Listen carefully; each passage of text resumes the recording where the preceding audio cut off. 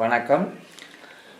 நான் சொல்லப்போகிற விடயம் என்று சொன்னால் வடமராட்சி கிழக்கில் இப்போ அண்மையாக எனக்கு கிட்டத்தட்ட ஒரு 3 வருஷத்துக்குள்ள 3 உயிரிழப்புகள் தாளையடி கடற்கரை பகுதியில் இடம்பெற்றிருக்கிறது. தாளையடி கடற்கரை பகுதி ஒரு சுற்றுலா மையமாக மாறிக்கொண்டு வருகிற பிரதேசம். இந்த பிரதேசங்களுக்கு லீவு நாட்களிலும் ஞாயிறுகளிலும் அதிகமானவர்கள் வெளி இடங்களில் இருந்து இந்த கடற்கரைக்கு வந்து சுற்றுலா பயணிகளாக வந்து கடலில் குளித்து தங்களை பொழுதை போக்கி வருகின்றார்கள். இல்லை, இது வந்து ஒரு ஆழமான ஆழ்கடல்.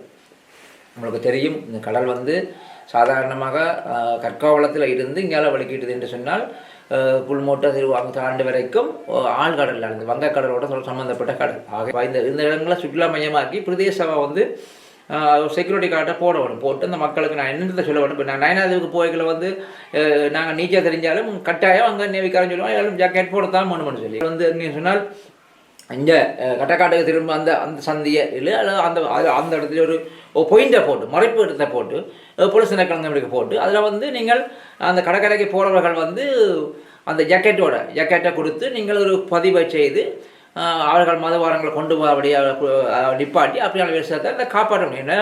அவர்கள் கூட்டு முயற்சியாக எல்லா அமைப்புகள் எல்லா திணைக்களங்களும் சேர்ந்து இதில் கூட்டு முயற்சியாக செய்து இதில் ஒரு நல்ல ஒரு சுற்றுலாத்தலமாக உருவாக்கி உயிர்கள் வந்து போகாதபடி பாதுகாக்க வேண்டிய கடமை எல்லா டைம் இருக்குது. அவர் சமூக செயற்பாட்டாளராக இந்த விடயத்தை நான் வெளிக்கொண்டு வருகின்றேன். நன்றி, வணக்கம்.